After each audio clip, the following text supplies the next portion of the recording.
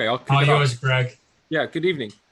I'm Greg Johnson, the town administrator for the town of Maynard. Thank you, everyone, for attending. And I want to kind of take this moment to commend the hard work of the Green Middle School Building Committee, as well as all those contractors who I say them as contractors, but they're really partners to the town that we have on this evening, that you'll meet some of those later tonight. Our owner's project manager, our design team. But this takes a lot of effort from a lot of different parties over many, many months of a lot of meetings. And what you're seeing now is only part of the way there. But I just want to make sure I commend and show my gratitude for everyone's efforts in that. As the town administrator, I am the chief procurement officer. So I make sure that everyone abides by certain laws that pertain to contracting and bidding and whatnot. This particular project is heavily influenced, driven even by the state through the Massachusetts School Building Authority. So I mostly just make sure that we're in accordance with that, which our OPM, who you'll meet later, the owner's project manager, their team, they really hold our hand through this.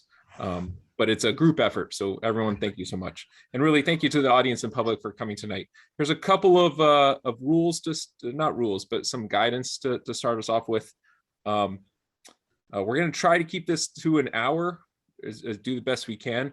There is a good amount of information, so I ask that the audience just try to take it all in. That's my highest recommendation is hear the presentations. The teams have done a lot of work to make sure it's concise and to the point. I'm sure you'll have some questions, and if you do, that's good, but try to save the questions till after the presentations.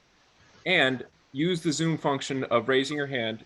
If a lot of you are probably familiar with that by this point, but use the function of raising your hand. And you can use the chat function to insert your questions. And that way the teams who are monitoring this can see what those questions are.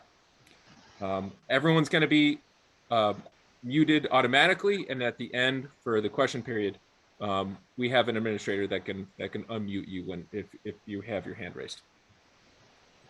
So thank you so much for all your time, and thank you for your attention for this evening. And now I'm going to introduce Jerry Colbert, who's the chair of the Green Meadow Elementary School Building Committee. Thank you, Greg. Okay, good. I'm Jerry Colbert. I'm presently the chair of the Green Meadow Elementary School Building Committee. You've already met Greg Johnson, a town administrator. And for those who you probably already know but have not officially met this evening, Brian Haas, who's our superintendent of schools, Robert Savoy, director of building facilities for the town of Maynard, Rob Rouleau, principal of the Green Meadow Elementary School, Jennifer Gaudette, community representative and extremely involved in the schools, was a previous school employee. Katie Moore, a finance committee member, who's representing the finance committee. Anthony Meadow, community representative. Anthony served on the high school building committee when we went through 7 years of getting that ready. Nick Kane is the co-chair of this school building committee and does a great job, and has also chaired a couple of the subcommittees that got us to this point. Justin St. John, select board member. Mary Brandley, school committee member.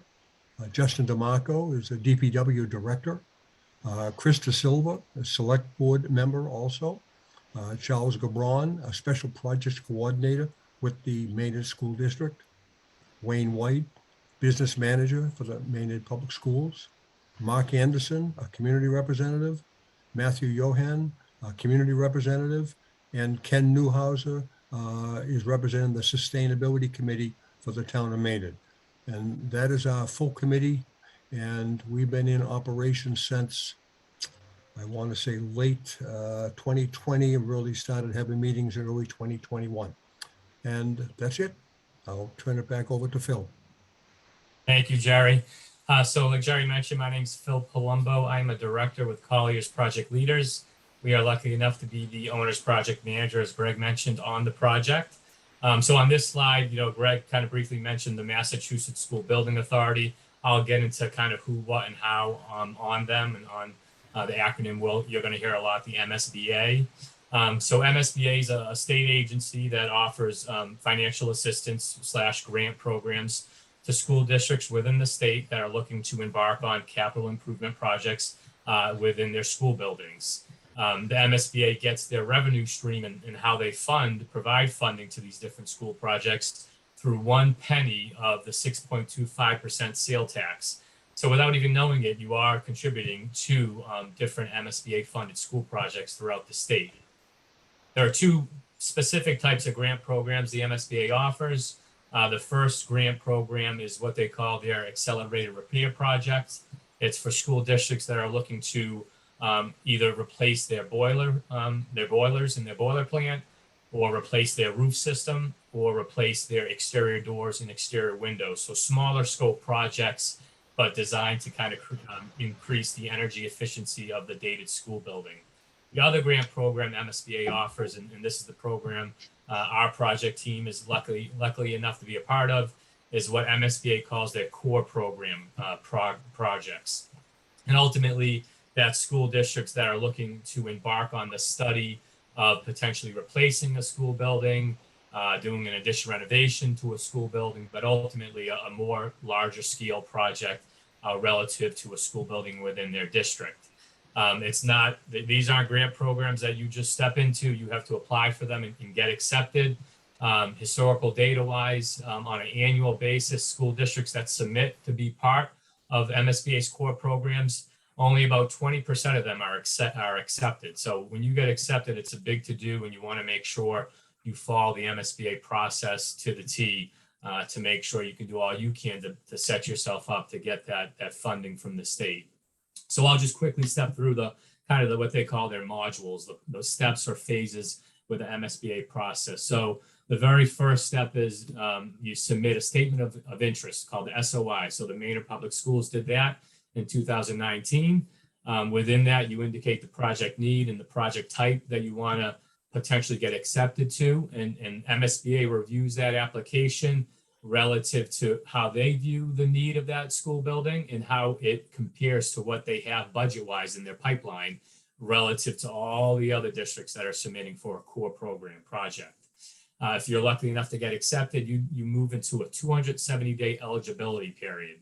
And ultimately, through that eligibility period, you create a school building committee that Jerry stepped you all through. And then you have a back and forth with MSBA on understanding projections for student enrollment, and ultimately come up to an agreement with what this project's going to be student enrollment wise. So it's going to be K through 3 at 395 students. And then at the end of that eligibility period, you have your first local vote process. So that's the folks getting out to the Maynard taxpayers seeking approval on a feasibility study budget and seeking approval to move on to the feasibility study phase of the MSBA core program process. So the town of Maynard, you all have already done that. And then once you get that approved and get that local funding approval from the town, you move into the module that MSBA calls forming the project team. So the first step is through a qualification-based process, hiring an OPM or owner's project manager. So that's us, Colliers. And then the next step after that is going through the MSBA designer selection process and hiring a design team. That's Mount Vernon Group.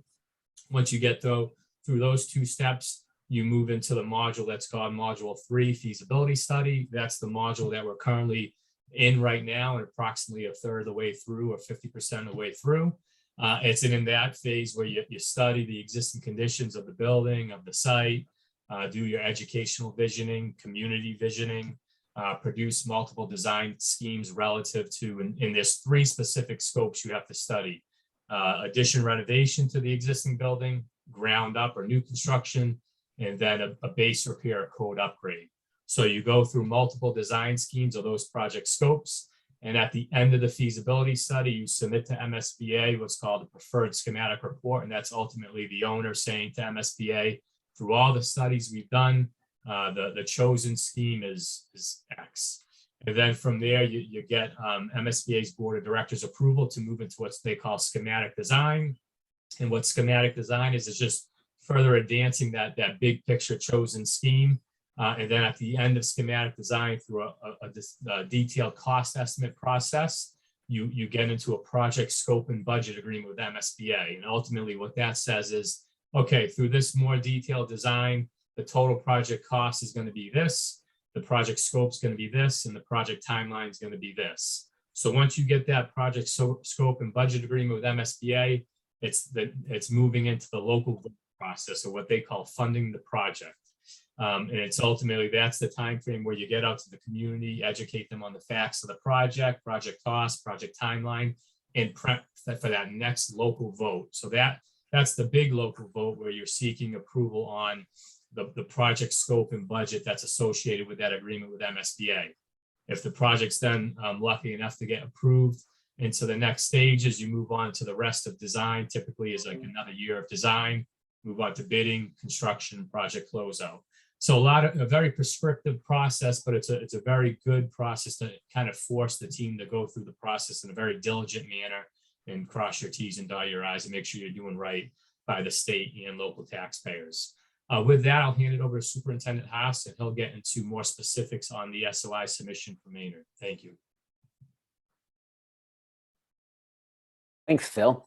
I'll reiterate what Greg said. I'm really feel very fortunate that we are a team with Colliers and with MVG and with the town of Maynard, even though it's a school project. It's been a good team approach, which I think you're going to see on this slide, in that a lot of what I'm going to talk about, Phil's already hit on a little bit. But so one of the interesting things is the statement of interest and the project need and the type was done a couple of years ago. And it really identified the substantial building issues, both in the building, infrastructure-wise, site-wise, that we struggle with. And as a relatively new person to Maynard, I can even tell that the building's really done its job. It's been a solid building for just about 50 years. The fact is, it's pretty much at its end of useful life. And in the original statement of interest, and so just to clarify this, because there's been conversations off and on about when we think about buildings and we think about Maynard, could we connect and join Green Meadow with Fowler and extend that? And the original statement of interest did not have that. So we brought that up as a building committee, and we talked with MSBA. We had a meeting with MSBA actually, and talked that through. And at that point there, because this is a pretty competitive process, as Phil has talked about, the conversation went along the lines of, you can do that, but what it would require is starting over. We would have to pull out of this process that we've already been allowed into and put in about a year's worth of work, rewrite a statement of interest to then see if we get selected to participate in the process.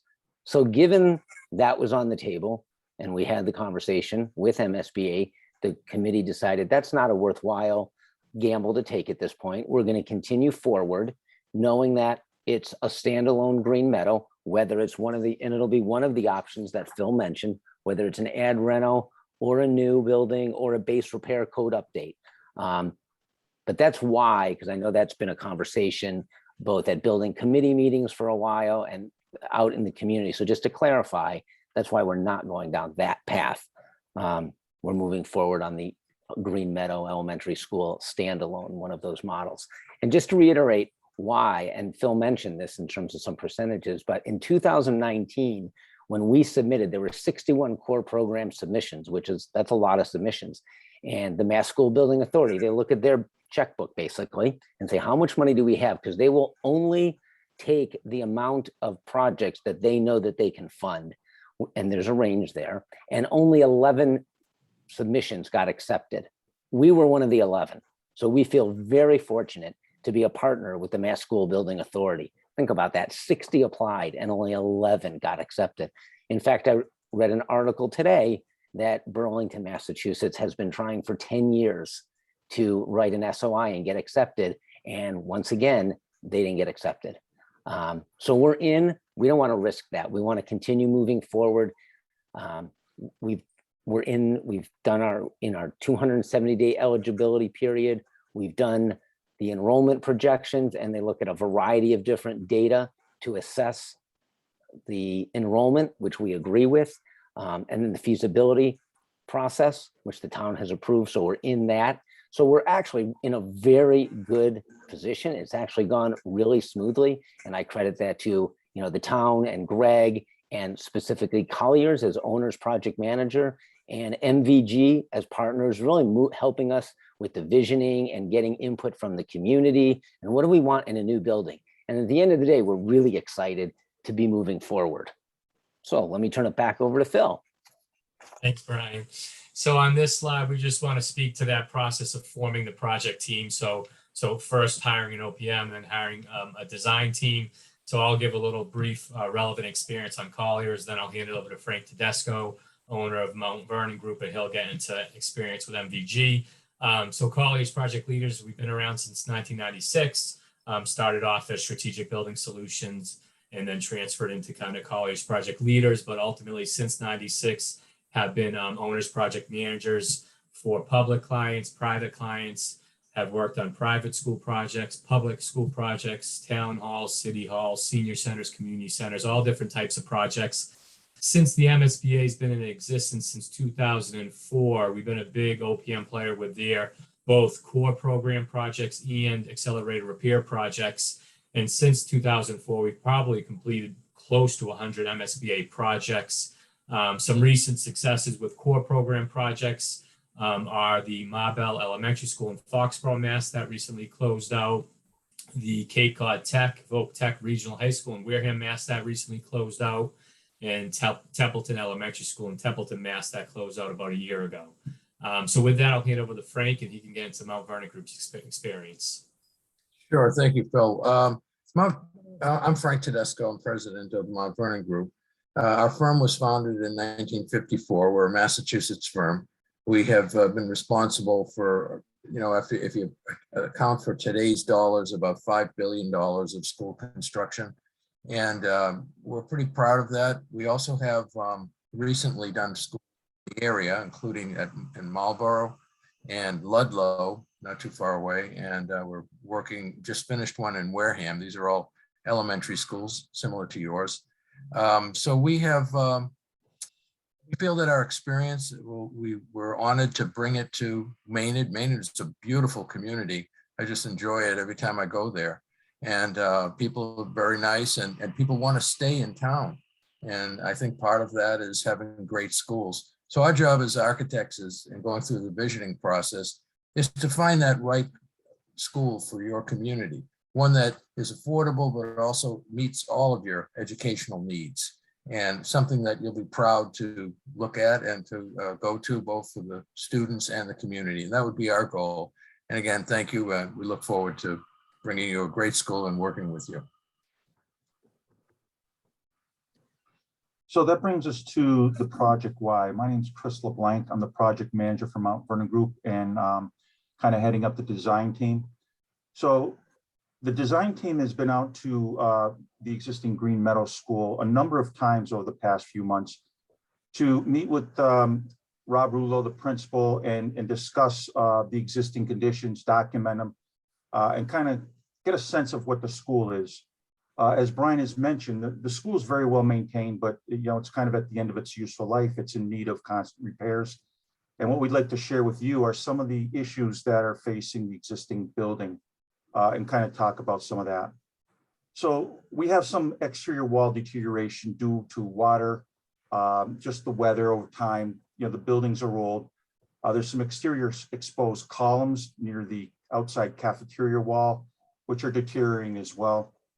Cracking of some of the masonry. An example here just shows some of those issues that exist around the building that will be in need of repairs to prevent from further issues.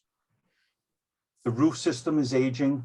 We do know that a portion over the kindergarten classroom wing was repaired recently, had some leaks, some asbestos issues, and actually closed down the wing for a period of time and disrupted the educational program. That's something I think the district does not want to have happen. The shingled roof on the latest edition that was done in 1988 has visible moss on that. Anybody who knows, materials, moss will eat at that material and continue to deteriorate the shingles and subsequently cause leaks in the future, which is problematic. Missing metal trims around the building that have fallen off, exposing some of the inner materials, gutters that have been falling off and are starting to separate from the building due to roof and ice damage over a period of time. Along with some of the exterior deficiencies, the windows are old wood framed windows that are deteriorating, single pane glass. These systems are old and are causing a lot of energy efficiency problems, right? Heat's going out, cold's coming in. Try to make the classrooms comfortable is difficult and obviously costs money. Doors and whatnot are uninsulated. They're in need of repair. They're starting to deteriorate at the sills. Some of the older wood doors are starting to rot away. That creates problems as well with insects getting in, loss of energy through the door systems. Minimum natural light. So some of the classrooms have their windows replaced with portable air conditioners. In order to do that, you're blocking up some of the windows, which reduces some of the natural light that are looking to get into the classrooms. What does that mean? Dimmer classrooms requiring more light inside, artificial light, which increases your energy costs, right? Modern schools have nice open windows, bringing that natural light for the educational occupants. There are missing vent grills for the unit ventilators along the exterior wall. You can see here how one of them is blocked up with cardboard to keep outside occupants from getting in, such as rodents and whatnot. When it comes to the interior portion of the school, again, well maintained, but past its useful life. Many, if not all, the classrooms are undersized, and find that the staff does a great job trying to manage things. The furniture is somewhat outdated, making occupants uncomfortable and whatnot. Dimly lit corridors, and in this case, this is part of the last edition in 1988. There's a ramp that goes from one end to the other, and it's non-accessible, or I should say it's non-ADA accessible. It is accessible for occupants, but it makes it difficult for students with disabilities to traverse that corridor. You have non-ADA compliant toilet rooms. So again, occupants, students with disabilities do not have the ability to easily access some of these toilet facilities. And in fact, you can see one of the fixtures is missing on the wall. And then undersized support spaces. Here's an example of a support space near OTPT, occupational therapy and physical therapy classroom. And it's used as storage for all the equipment that's required for that space. So it makes it difficult to, utilize the spaces appropriately. And then as far as some of the interior energy efficiency goes with mechanical systems, much of the school has older unit ventilators, which draw air in from outside vents, which are close to the ground. They'll bring in pollutants and dust and whatnot, requiring filter changes excessively. But these systems don't bring in a lot of optional, or I should say, fresh air, right? The required amount of fresh air. They're not providing the amount of heat that's now required. They're old, they've gone past their useful life. That makes the maintaining the interior comfort of those classrooms very difficult. The plumbing fixtures, many of which have been there since the beginning of the school back in the 70s and 60s, are inefficient. They consume a lot of water.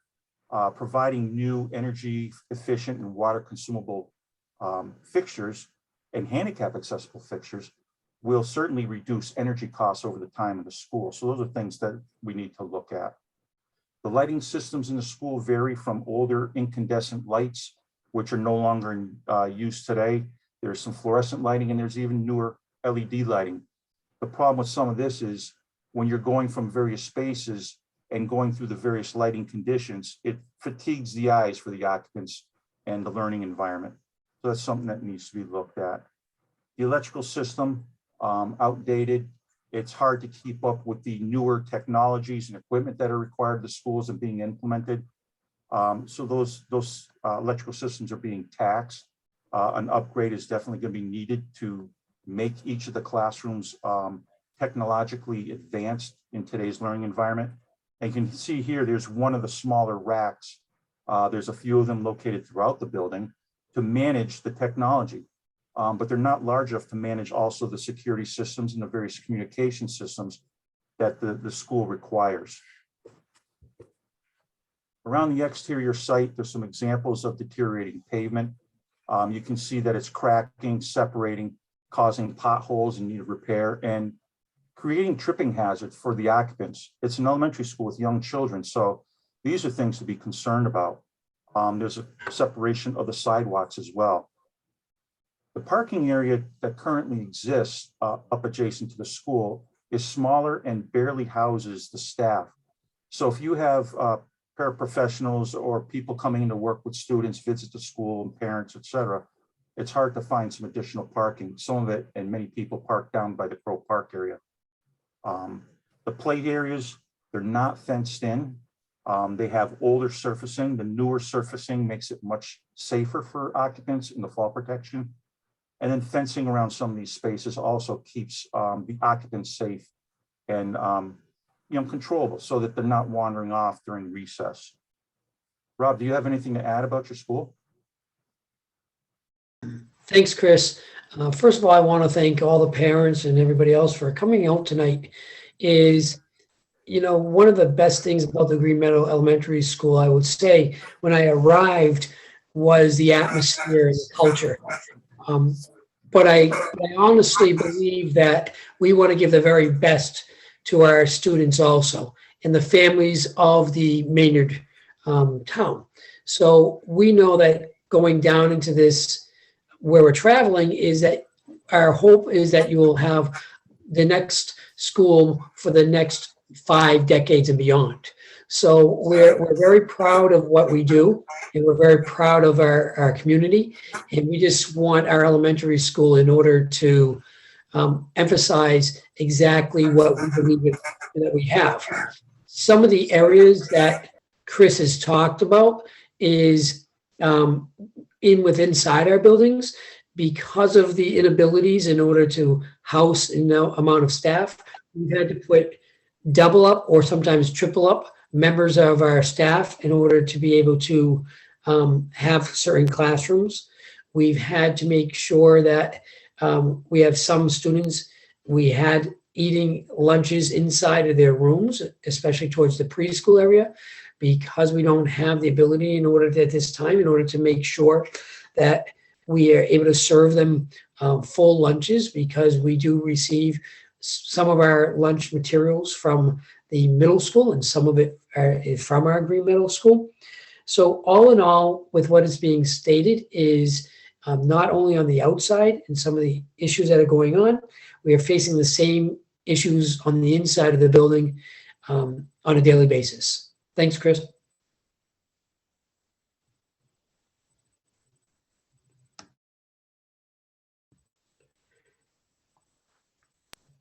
I had to unmute there for a moment. I'm sorry. My name is Dennis Staley, and I'm the design principal for Mount Vernon Group. And so happy to be part of this process here. And I'd like to talk about visioning. Visioning is a process that really brings light and shape to the needs of the school and also the community. And for us as designers, it's really a listening process, because ultimately the contributions of the users that you see listed here and others who in carefully organized and comprehensive workshops work with the design team and the OPM. And the input of these stakeholders helps shine a light on what will ultimately become the guiding principles for the project, and that will shape the project. It's their vision and it's that information that will become the building design. And design is a process. It's not really a product. We believe that the results of the design teams and along with you is something that's much more than a fashion statement or a stylistic exercise. It's the teamwork and brainstorming that is undertaken in the visioning sessions that brings shape to the sort of bubble diagrams, notes and sketches and other information that we put together in these visioning sessions. And they take shape by reinforcing the adjacencies that have been discovered. And we begin to establish the unique learning center and community resource that the next generation Green Meadow Elementary School will become. We hope it will become a welcoming, meaningful civic building that speaks to the importance of education and community spirit. A new learning center that exhibits the pride, history, and culture of the community, and a building that is not only welcoming and quietly elegant, as well as being functionally sound and cost effective. It will be a source of civic pride and, most importantly, a joyful place for learning. Rob, would you like to speak to the educational priorities? That'd be fabulous. Thanks, Dennis. So when we went through the educational visioning workshops, it was an amazing opportunity to work with parents, work with members of our staff, community members. And what we found out was, as a value system, we all had the same type of educational priorities. We were looking at the whole child, and we wanted to make sure that our school was able to have that type of approach. We also looked and made sure that we wanted to think about the future. And so we stated that our school needed to be innovative. There needed to be aspects of that that were not just for today and tomorrow, but the future. We found out that hands-on learning is the future, not just for the 21st century, but then thereafter. And we wanted to make sure that whatever we designed, and that was, it became a priority for us. Obviously, we know integration of technology is important, but we want to make sure we start as early as our early childhood programming, from as early as our 3-year-old students, that they had that opportunity in order to receive the best education as possible. Based on that, we wanted to make sure that this was a community center, that the community had an opportunity in order to use the facilities that we were going to have. And but one of the largest things for us, what we called classroom neighborhoods. We wanted the students and the staff to be able to be in these neighborhoods and learn and grow with each other. It was a fantastic opportunity for several days in order to work with a great bunch of people working us through the approach. And we appreciate it. Thanks, Dennis. Thank you. Thank you, Rob. Chris, you're muted.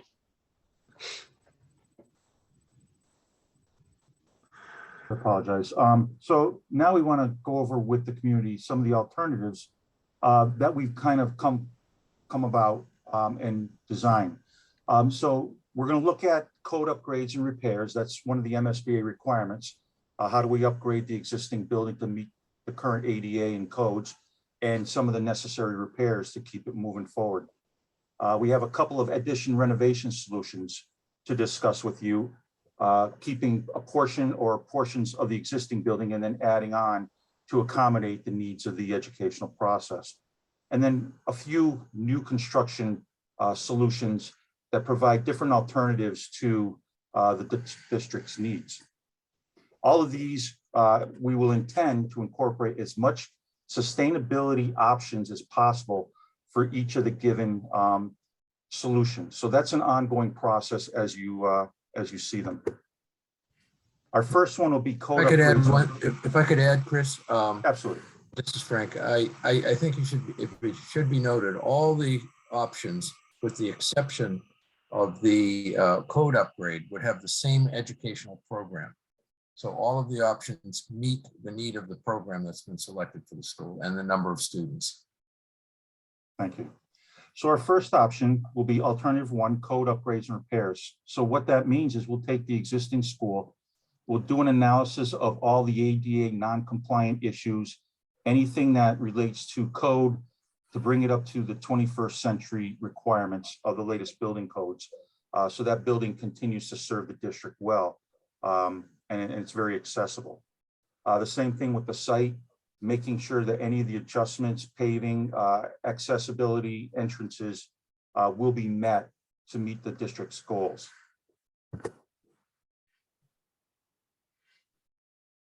Dennis? Yeah, just had to unmute again. We looked at 2 alternatives for addition and renovations. And then looking at the school, as you'll see in our alternative number 2 here, that we saw the most salvageable part of the school being the gymnasium and cafeteria area. That would also support enough space for art and music and some OTPT perhaps, or faculty meeting rooms. But most of the rest of the school would be taken down.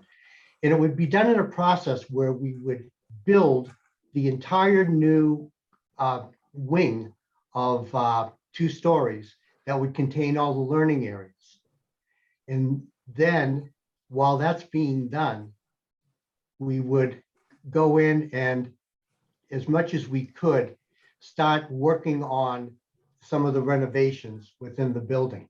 But it would be important as we do that to tear down portions of the building and that house the administrative areas and start refurbishing them, which would mean might mean bringing in some temporary space, rentable modular classrooms and so forth to house that. And then we would tear down the existing part of the building that is the U shape and move all the children into the kindergarten and classroom areas in our new addition. At that point, we can then join the building together as a new form, installing all the new administrative areas and providing for accessibility to a school that's going to be on several different heights because of the way the existing building is configured. What's shown here in yellow is the new additions, and the remaining portion of the building is shown in blue. Also beside it, you'll see that there's a pair of dotted lines which represent that portion of the building that would be demolished. In developing the site, we tried to develop a site that would be responsive to all the needs for parking and circulation, for parent drop-off and bus circulation, but also provide the needs for play fields, hard and soft play areas, and general sharing of the resources with the Fowler School by creating outdoor classrooms, and especially an outdoor classroom that might be right adjacent to the Fowler School and sort of a joint meeting area, which allows the children to explore the wetlands areas and the wooded areas as part of a real good learning experience. That aspect is carried out through all of our designs. We feel it's a very important part of taking advantage of a site that's just full of great learning opportunities. The other thing to note is that in all cases, we've considered the site very carefully, and we've come up with ideas, and we've tried to demonstrate those ideas in as many ways as possible in all of our different designs. You can almost think of them as a kit of parts, because we can bring a lot of those aspects together in whatever we finally resolve. That was the addition renovation scheme for this for the first project. This is the second way of looking at it, alternative number 3, which is to keep the pre-K area with some small additions on it that would provide new bathrooms. But in doing so, we would be providing a whole new envelope to the building and also expanding the size of the rooms to more closely meet the size requirements that are put forward by the state. The gymnasium and cafeteria area, again, would be maintained. And in this case, because we're keeping the pre-K and K, we'd make a larger footprint addition, but we try to keep it to 1 story. We would, in this case, keep it to 1 story. And we would go through the same process of building the new addition, moving the students from the crescent-shaped portion of the school into it, just demolishing the crescent-shaped portion of the school, and then renovating the rest. Again, a system which might and will include some swing space creation because of the sort of joining area where the administrative areas are. that need to be done in a phased process. Now, the next thing we looked at was new construction. And we found that, as Rob pointed out earlier, one thing that everybody agreed upon in the visioning sessions was creating learning neighborhoods for every grade level.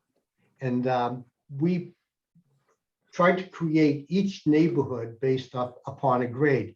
On the first floor, we put pre-K and K together in a neighborhood, and adjacent to them in another wing, we put grade 1. And all of these neighborhoods would be similar from grade 1 up to grade 3. It provides similarity in their experience and the geography of their space as they move through the school, and provides a level of comfort to the children. Now, these two wings are joined by an administrative area in the front of the school, where you see the main entrance, and in the back of the school, a community area that can be easily sealed off from the rest of the school for community use, containing the cafeteria and gymnasium, as well as some other support spaces like OTPT and music areas.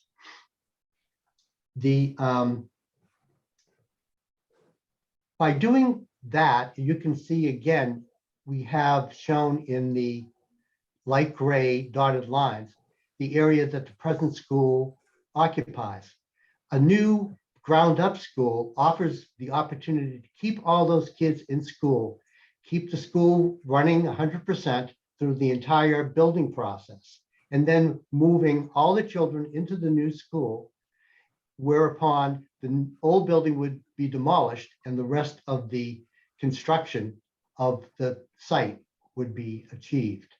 Again, we looked at different ways that we could create hard and soft surface play areas, ideas of where parking could be provided, and how parent and bus drop-offs could be used, taking a whole different approach. Another new scheme is to take the neighborhoods and break them up into separate wings.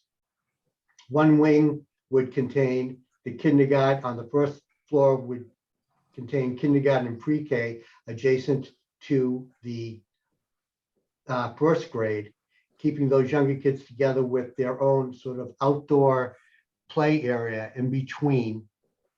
And then putting the community access area in its own wing to the right. That provides a first floor accessible to the public, which would provide guides, administration, medical, as well as other,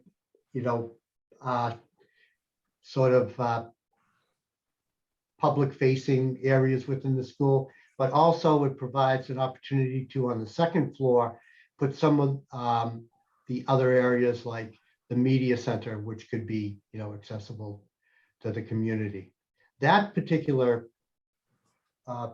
one would again take form on the existing fields above, allowing again for the school to be demolished after the completion of the new school, and then finish the fields and so forth afterwards. And as you can see, by having this wide open space, there's a lot of flexibility in how the school can address its neighbors as well as the fields outside. Again, capitalizing on an opportunity to connect more directly to the Fowler School.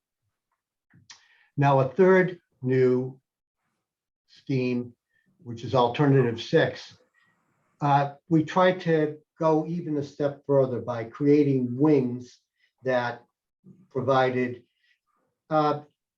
two sort of separate groups of learning communities adjoined to a central area which had all community resources plus all administrative resources accessible right in the middle. So the kindergarten and first grade again would be on the first floor, and second and third grade would be on the top floor. But one of the beauties of this, it affords us the opportunity to provide the community spaces like the cafeteria, gymnasium, and stage in the same portion of the building, which would contain the media center and other resources that could be important to the community. And still keep our same neighborhoods and just look at different ways of rearranging it.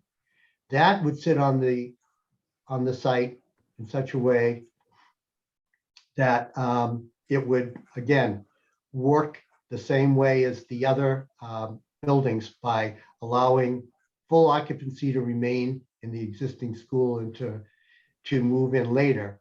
And while we were doing it, we saw the opportunity to look at our very next scheme, which we feel might even better utilize the site. In effect, what we've done is we've taken the wings and sort of spread them out, switched the sides on them a little bit to fit the site a little bit better, but still have the kindergarten and pre-K and first grade on the first floor with all the public facing spaces and public use spaces, and a second floor accessible through a central core that would include the innovation hub, which would be really your media center, your arts and technology, STEAM, and teacher workrooms, to provide a real 21st century sort of educational environment. As you can see, it sits more comfortably on the site, and it provides for sort of a better and more open feeling as it addresses the play fields. And in this one, we sort of looked at everything in terms of how Tiger Drive might be utilized in a different way. That can be done in a lot of the other ones, but this is what this exploration is all about. And what was also very important to us is trying to get some of our play areas down closer to the Crow Park area. So those sort of play areas that might have play structures on them would be close for parents who bring their children to play baseball, and their younger kids can play in these play areas that become a real public amenity. And we would also look at refurbishing the play areas that are close to Crow Park to provide other public amenities such as pickleball and basketball and things like that. And that's something we've thought about in all the schemes. We feel that it's so important to bring the public and the school together as much as possible, because the school contains so many amenities that provide, pleasure and resource to the entire public. Thanks, Dennis. So on this slide, we just want to step you through the preliminary cost analysis that comes along with these different design alternatives. I want to highlight the word preliminary. They're very much preliminary. They're not based off of any detailed design, rather more of a cost per square foot exercise. They're a requirement of our most recent submission to MSBA about a month ago. So we thought it would make sense to expose the numbers to you all so you can kind of get an understanding of what these projects are tracking wise, cost wise. So at the upper part of the slide, we have the 3 scopes listed that we have to study per the MSBA process. So you have your code upgrade and / base repair scope. You got your addition renovation scope, and then your ground up new construction scope. As you pan to the right of those scopes, we're showing the total estimated, again, preliminary, estimated total project costs. So when I say total project costs, within there, you have the estimated construction costs, and that includes escalation, contractor markups, et cetera, and then soft costs on top of that. So architect and engineering fees, owner's project management fees, furniture, technology, contingency, stuff like that.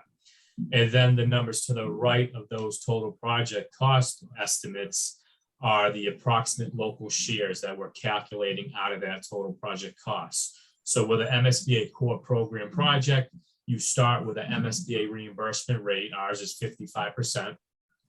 And then come project scope and budget agreement, and then ultimately final audit of the project. If you are lucky enough to execute the construction of the project, what happens is, based off of what MSBA considers eligible reimbursable costs and ineligible reimbursable costs, you never get like that exact starting reimbursement rate. So we're currently at 55 cents on the dollar.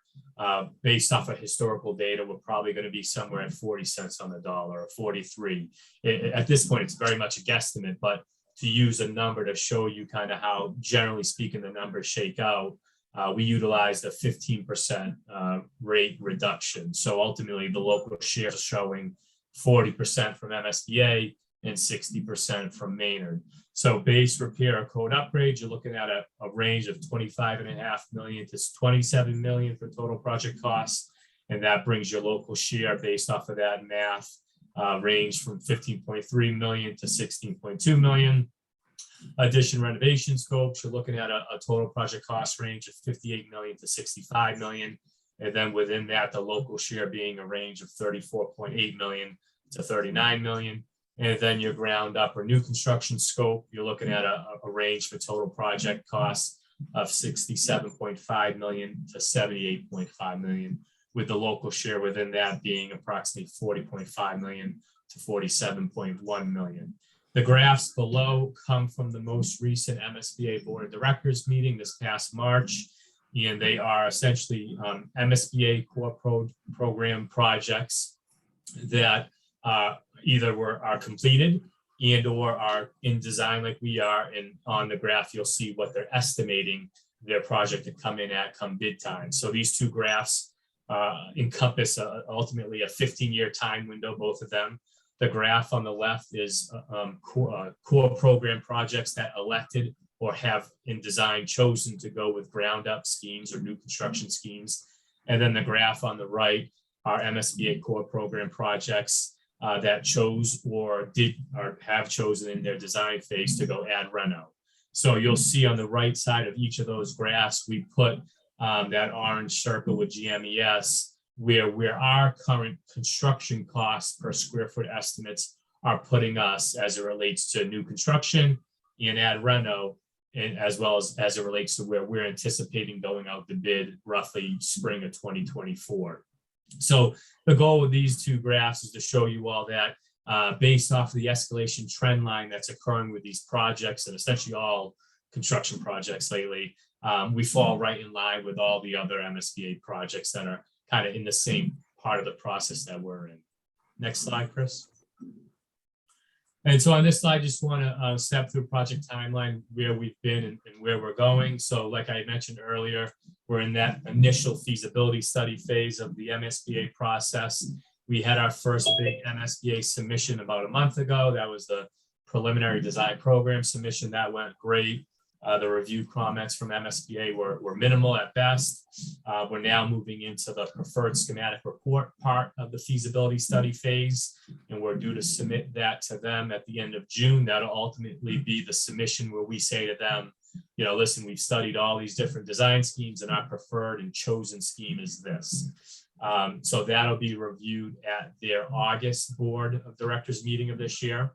So from that point, we'll get approval to move into module 4 schematic design phase. That's that design phase where you take that chosen scheme and do the further advancement of the design of it. And then at the end of that schematic design, you have that detailed cost estimate process and ultimately execute a project scope and budget agreement with MSBA saying, okay, the total project cost is going to be this, the scope is going to be this, and the timeline is going to be roughly this.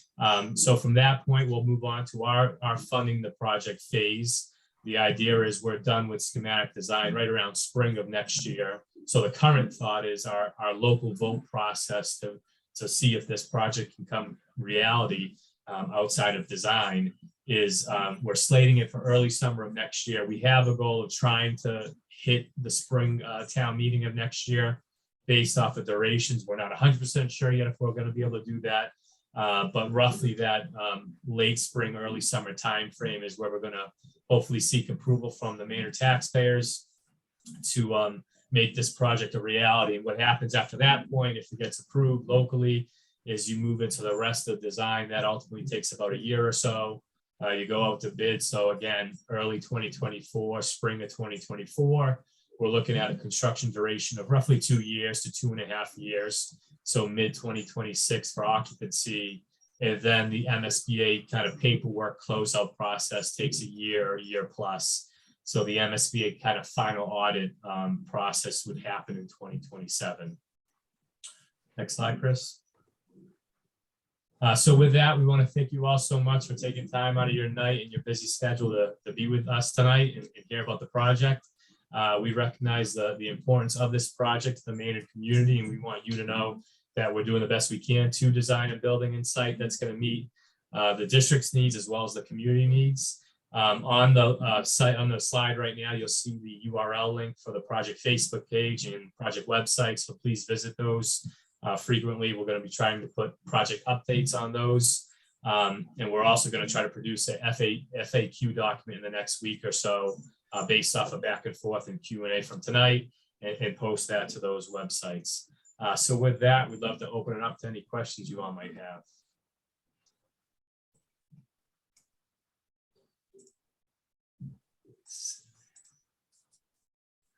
Okay, we got Ken.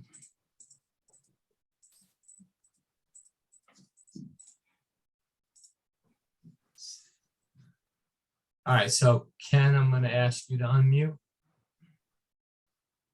Okay. Thank you, Phil, and appreciate you putting this together and giving us the time to ask a few questions. I'll try to make this quick.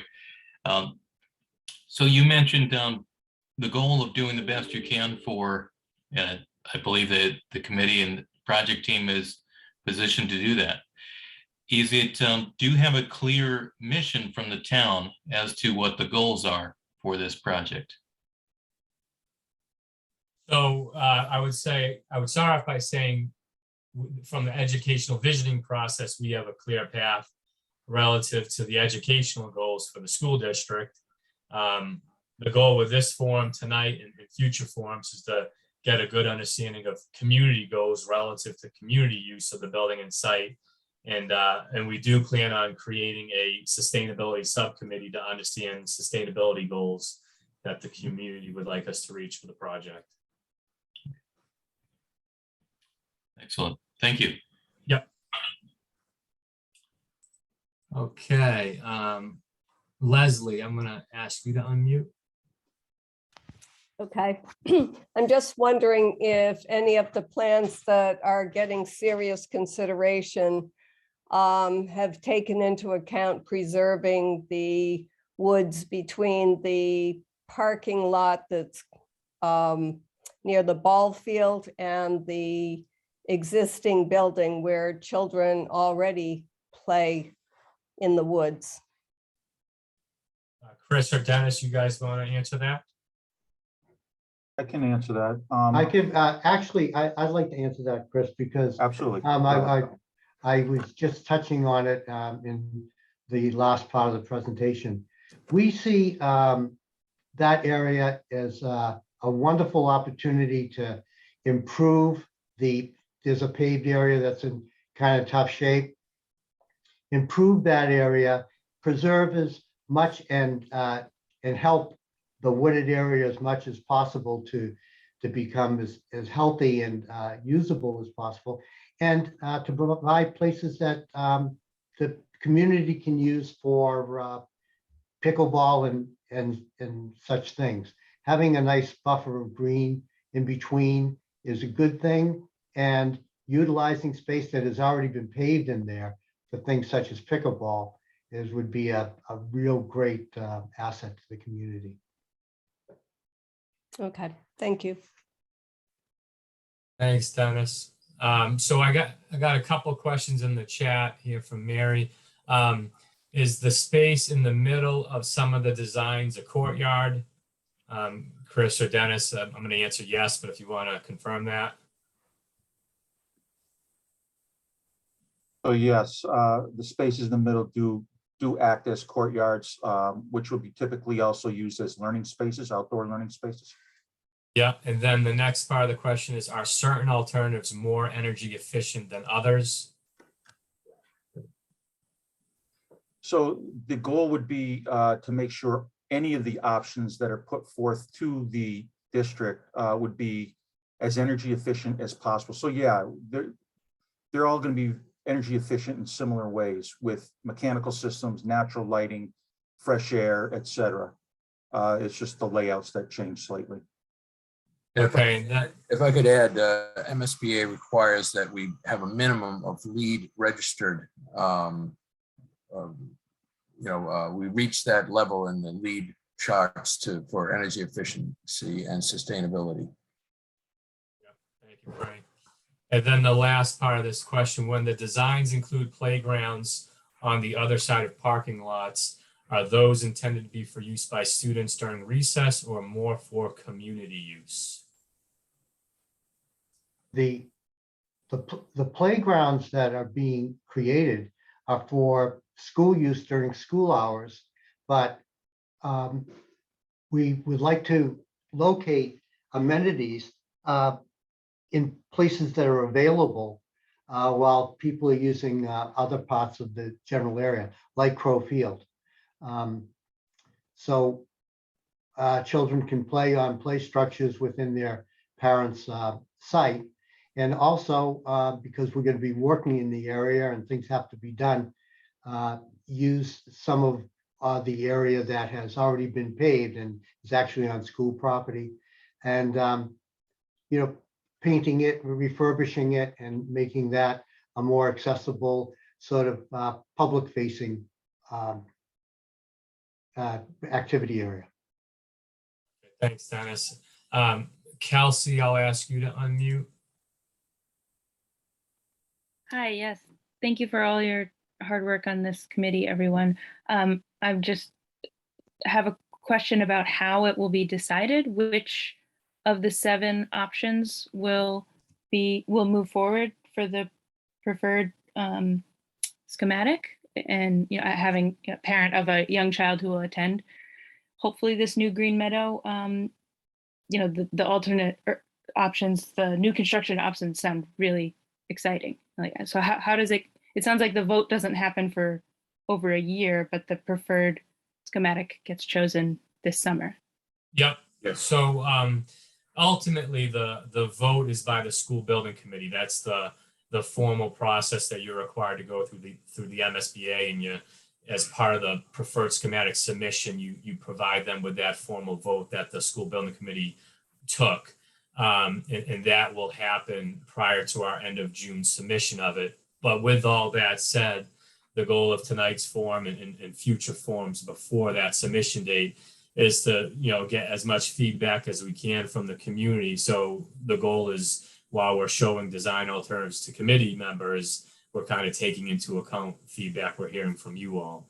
So again, we're doing the best to align with kind of community goals and district goals. Well, number 5, 6, and 7 sound really awesome. So well done. Okay, I'll ask John Moyna to unmute. Sure. I'm Laura. Sorry about the name. So my question is around, you mentioned energy efficiency and being sustainable. At what point in the process would a voter, for example, know more specifics about some of the mechanics and something like solar panels or Yes. the building being a net zero building? Yeah, I can answer that. For the preferred schematic report, we will do a chart, there's 2 methodologies for sustainability. One is the leadership in energy and environmental design, and the other one is CHIPS, which is the Collaborative for High Performance Schools. So they're both systems that you can use under MSBA. We do a chart that shows all of the sustainable items that we're targeting and the number of points we have to reach. We always shoot higher than the target amount so that in case some of them fall through, you'll still be able to get your sustainable points because you actually get credit for reaching that goal.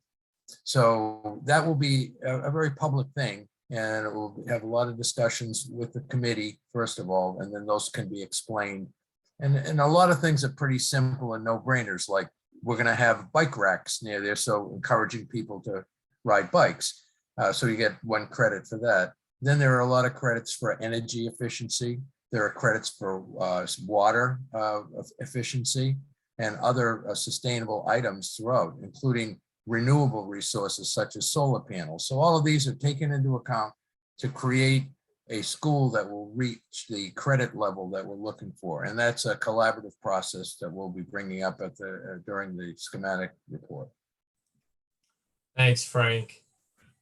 So I think we got another question in the chat from Josh and Jess. Do all the options address any remaining mold issues? What about ventilation? Well, the easiest answer is if you go with a new construction, you won't have to worry about mold in the old school. But I'm just being facetious. Of course, if you go with an ad reno or with the code upgrade, 100% of mold would be removed.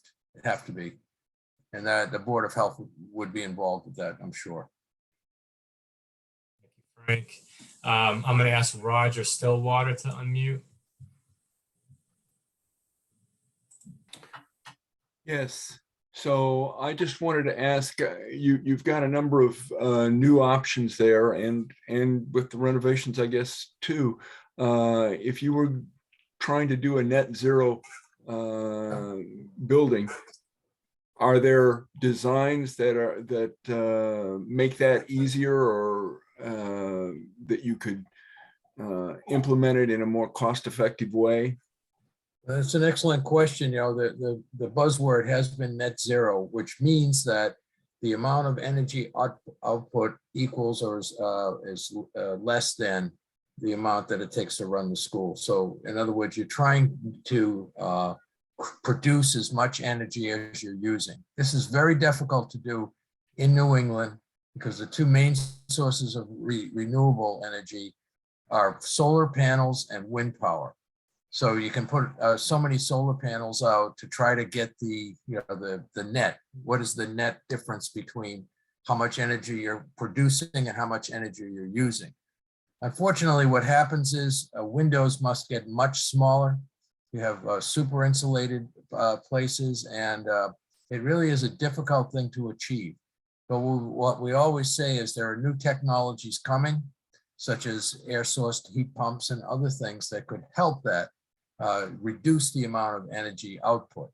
And other ways to increase the number of energy production would be that you put solar over your parking lots and things like that. It does make for a little bit of an unsightly sometimes landscape, but it's really something of willpower to get to net zero. So we always say we can get as close as we can on the road to net zero. Very difficult to get the net zero buildings in the Northeast, or so they claim. They don't have very many windows in them at all, and they're covered with solar panels. So it's very difficult to get there, but we always try to get as close as possible. Our goal for buildings like this is to achieve what is called a LEED Gold status, which is very doable and within your budget. And it's a very high level of energy conservation and sustainability, indoor air quality, natural light. You take, for an example, natural daylight is a very important thing for student learning. But with a net zero building, you have to reduce the amount of glass. Now, we have been reducing glass over the years, but you still want to make sure that those kids get enough daylight in the classrooms. This is important, and fresh air. So there are a lot of things that are involved. It's not an easy thing to achieve, but it's certainly on the road to net zero is what we always aim for, and starting with a LEED Gold certified building. Thanks, Frank. Kate Wheeler, I'll ask you to unmute. Thank you for this presentation and for all the creative and thoughtful work that's gone into it so far.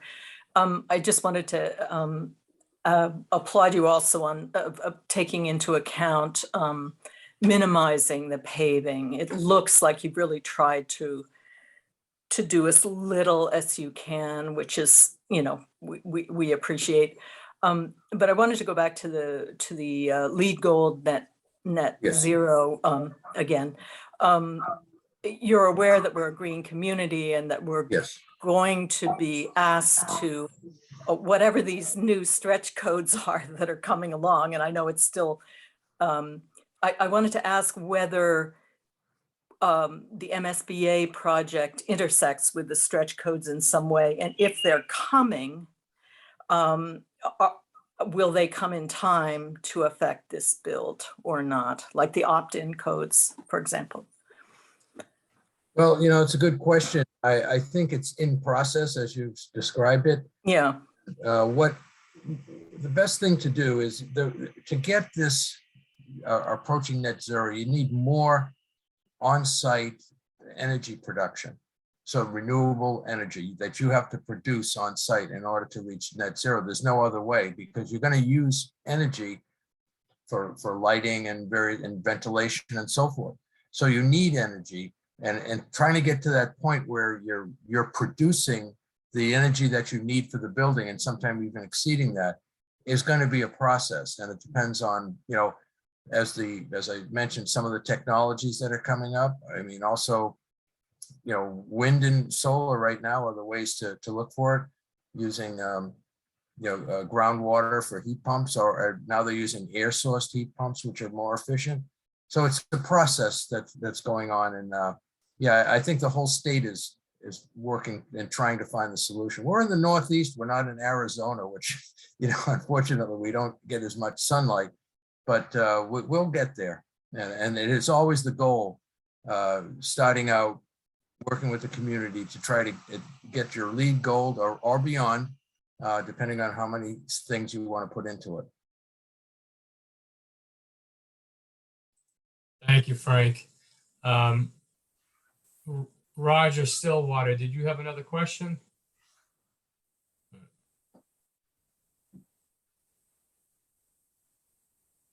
I just wanted to say thank you. You've done a really nice job. Thanks. Appreciate it. Thank you. Great. So we apologize. We ran a little bit longer or a lot longer with our presentation than we were anticipating, but we appreciate the comments and questions. Like I mentioned, we're going to put together an FAQ document, post that to the Facebook page and project website.